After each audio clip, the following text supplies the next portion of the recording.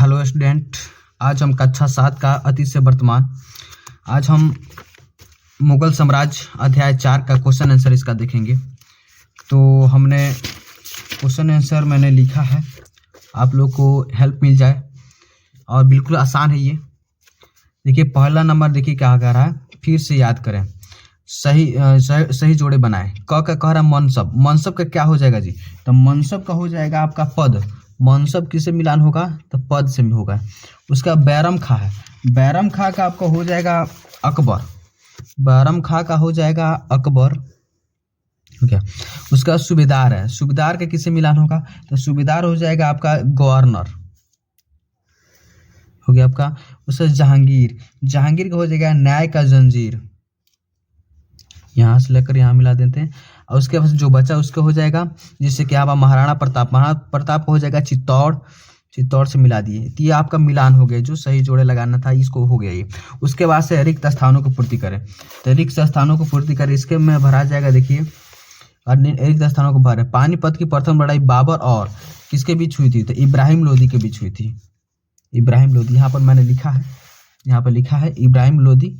और 1526 यहाँ पर डैश डैश 2 को दिया गया है इसमें, तो इसमें हो जाएगा इब्राहिम लोदी, इसमें इब्राहिम लोदी हो जाएगा। और यहाँ पर मैंने लिखा है, और दूसरा जो खाली स्थान है इसमें हो जाएगा आपका 1526, 1526 यहाँ पर। उसके बाद से 2 नंबर कह रहा है, 2 नंबर में जाति, यदि जात एक मनसबदार के पद और वेतन का द्योतक था तो सवार उसके डैश डैश को दिखाता था, तो इसका हो जाएगा सैन्य बल। इसका 2 नंबर का हो जाएगा सैन्य बल। उसके बाद से 3 नंबर में हो जाएगा शेरशाह ने डैश डैश बड़ी संख्या में निर्माण करवाया। क्या करवाया? तो यहाँ पर 3 नंबर के आंसर लिखे हैं सरायों का, ठीक है। उसका चौथा नंबर देखिए क्या कह रहा है, अकबर, अकबर का दरबारी इतिहासकार डैश डैश था, तो कौन था जी? तो अबुल फजल। एक और इसका नाम दिया गया जिसने डैश डैश नाम पुस्तक लिखी, तो नाम कौन सा? अकबरनामा पुस्तक लिखी थी, अबुल फजल ने अकबरनामा पुस्तक लिखी थी।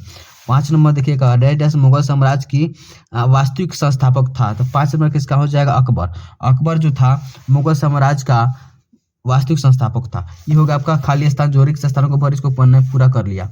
यहाँ पर जो है आप इसको स्क्रीनशॉट ले लीजिए। उसके बाद से मैंने 3 नंबर क्वेश्चन आंसर यहाँ पर आइए हम लिखा है, आइए विचार करें। 1 नंबर क्वेश्चन क्या कह रहा है, मनसबदार और जागीरदार में क्या संबंध था? तो इसका उत्तर मैंने अपने लिखा है नोट्स में यहाँ पे, तो अभी मैं दिखा रहा हूँ। यहाँ पर है, देखिए यहाँ पर हो जाएगा आपका मनसबदार और जागीरदार में क्या संबंध था, तो ये हो जाएगा इसका उत्तर।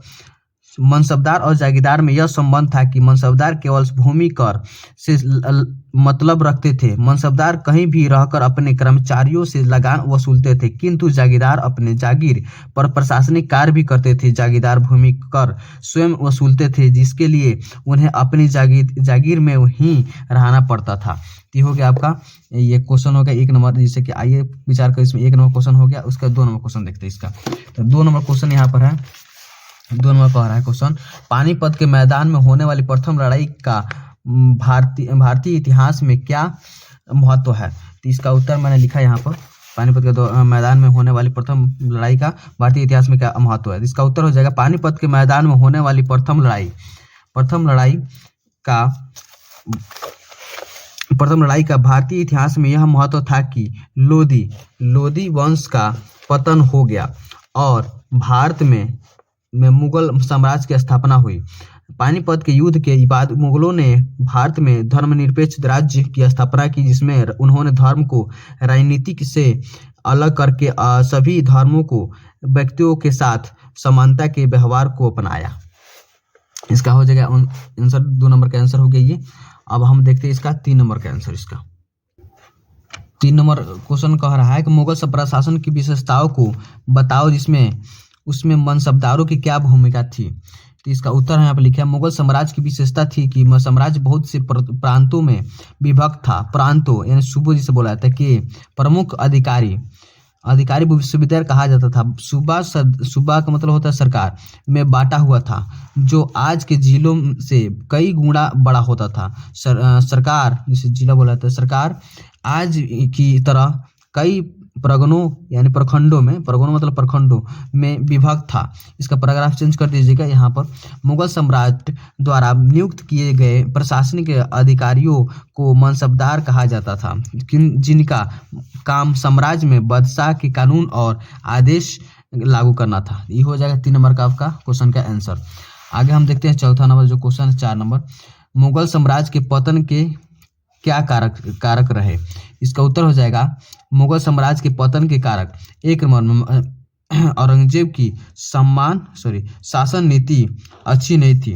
2 नंबर अयोग्य उत्तराधिकारी। 3 नंबर हो जाएगा आर्थिक कठिनाइयाँ। 4 नंबर हो जाएगा सैनिक अव्यवस्था एवं अनुशासनहीनता। 5 नंबर हो जाएगा अमीरों और सरदारों का नैतिक पतन। छठा नंबर में हो जाएगा मुगल साम्राज्य का विस्तृत होना। ये सब मतलब क्या, इसका पतन के कारण क्या रहा था, सबके बारे में लिखा गया यहाँ पर। मुगल साम्राज्य का विस्तृत होना। 7 नंबर में हो जाएगा विदेशी आक्रमण ईरान, जिससे विदेशी आक्रमण ईरान के शासक नादिर शाह एवं अफगान सरदार अहमद शाह अब्दाली का आक्रमण। ये हो गया आपका 4 नंबर का आंसर हो गया यहाँ पर। अब हम देखते हैं 5 नंबर का आंसर। 5 नंबर आंसर देखिए क्या क्वेश्चन क्या कह रहा है कि भू राजस्व से प्राप्त होने वाली आय मुगल साम्राज्य के स्थायित्व के लिए कहाँ तक जरूरी थी। तो यहाँ पर हो जाएगा इसका उत्तर भू राजस्व से प्राप्त होने वाली आय मुगल साम्राज्य के लिए निम्न कारणों से जरूरी था। 1 नंबर से भू राजस्व राज्य की आय का प्रमुख स्रोत था। 2 नंबर हो जाएगा समस्त प्रशासनिक कार्य इसका आय द्वारा पूरे किए जाते थे। 2 नंबर। 3 नंबर राज दरबार के कर्मचारियों, प्रशासनिक कर्मचारियों के वेतन तथा अन्य खर्चे की पूर्ति राजस्व पर ही निर्भर था। ये होगा 5 नंबर का आंसर हो गया। अब हम देखते हैं 6ठा नंबर का आंसर। 6ठा नंबर क्वेश्चन क्या कह रहा है, मुगल अपने आप को तैमूर के वंशज क्यों कहते थे। ये लास्ट नंबर क्वेश्चन ये जो है, मुगल अपने आप को तैमूर के वंशज क्यों कहते थे, हम देख लेते हैं इसको। इसका उत्तर जब मुगल जाति से तुर्क और दो महाजन मध्य एशियाई महत्वपूर्ण राजवंशों के वंशज थे। माता की ओर से मंगोल शासक चंगेज खा के उत्तराधिकारी, पिता की ओर से तैमूर के वंशज, लेकिन वे अपने को तैमूर के वंशज ही कहा करते थे क्योंकि उनके महान पूर्वज तैमूर लंग ने 1398 में दिल्ली पर अधिकार किया था। ये हो गया आपका इस चौथा अध्याय समाप्त हो गया। आगे हम देखेंगे अध्याय 5। ये हो जाएगा आपका खत्म हो गया यहाँ पर 4था नंबर। उसके बाद ये पता लगाओ मुगलों द्वारा अपनाई गई प्रशासनिक व्यवस्था में क्या आज के प्रशासनिक व्यवस्था में दिखाई पड़ती है। अपने आप से पढ़कर कहीं पता लगाना है, इस तरह आप लोग इसको कर सकते हैं। तो यहाँ पर क्वेश्चन आंसर था, उतना लिखवा दिया आप लोग को। तो आप लोग को वीडियो अच्छा लगे तो लाइक करें, शेयर करें, कमेंट करें। तो जय हिंद।